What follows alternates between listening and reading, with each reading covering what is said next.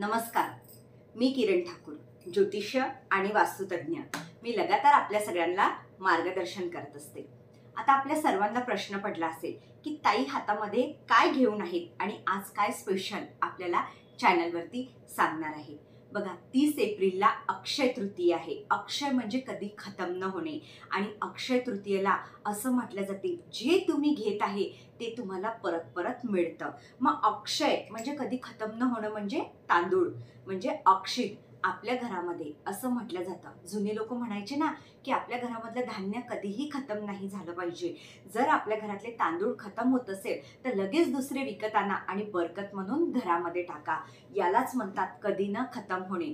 याच प्रकारे या दिवशी अक्षय तृतीय 30 एप्रिलला आपल्याला काय करायचं आहे की जेणेकरून आपल्या घरामध्ये बरकत राहणार, आपल्या घरामध्ये लक्ष्मीचा वास राहणार। म्हणून मी नेहमी सांगत असते की कोणताही दिवस असो, कोणताही योग असो, जर आपल्यामुळे सोनं घेणं नाही झालं तर आपण 100 रुपयाचं म्हणा, 200चं छोटी तरी चांदी काहीतरी तर आपण खरेदी करू शकतो ना। पण आपल्याला करायचं आहे याच दिवशी सगळ्यात जास्त महत्त्व आहे। आता अक्षय तृतीयेच्या दिवशी आपल्याला काय करायचं आहे? अक्षय म्हणजे कधी खतम न होणे, तृतीय म्हणजे मल्टिप्लाय बाय, म्हणजे जसं मी तुम्हाला 1 रुपया जर दिला तर असं म्हणतात की तुम्हाला 3 पटीनं या दिवशी मिळतं। तुम्ही कोणाला काही देत आहे तर ईश्वर त्याच्या 3 पटीनं आपल्याला देतं। या दिवशी तुम्ही सोनाराच्या दुकानामध्ये जाऊन दिवसभर कधीही जाऊ शकता, सकाळी जाऊ शकता, संध्याकाळचा पण योग चांगला आहे। तुम्हाला चांदीचा एक कॉईन घ्यायचा आहे, छोटासा घ्या, 5 ग्रॅमचा घ्या, 2 ग्रॅमचा छोटा चांदीचा कॉईन घ्यायचा आहे।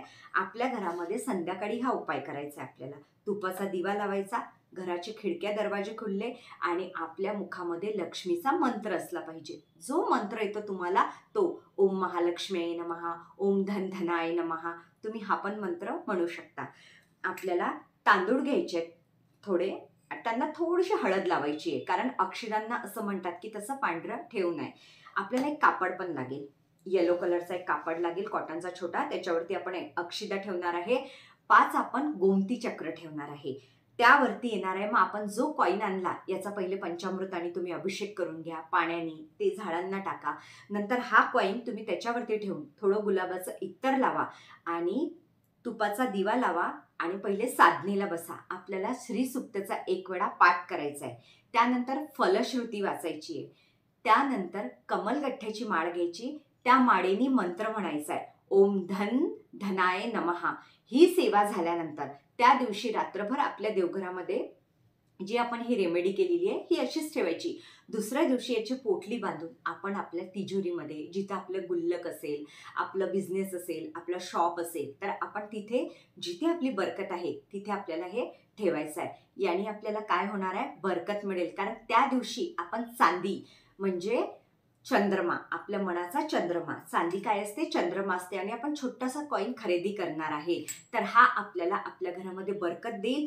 आणि सर्वात मेन म्हणजे अक्षय तृतीयेच्या दिवशी जेव्हाही तुम्ही लक्ष्मीची साधना करत आहे तर साक्षात लक्ष्मी मातेचा आपल्या घरामध्ये वास असतो। सेकंड, जर तुमच्या आजूबाजूला विष्णू आणि लक्ष्मीचं मंदिर असेल या कोणत्याही देवीचं असेल, तिथे तुम्हाला छोटासा डिब्बा, छोटे छोटे मिळतात ना तुपाचा, आपल्याला विकत घ्यायचा आहे आणि तिथे दान करायचं आहे। याने आपल्या घरामध्ये सुख समृद्धी येणार आणि दरिद्रता दूर जाणार। धन्यवाद।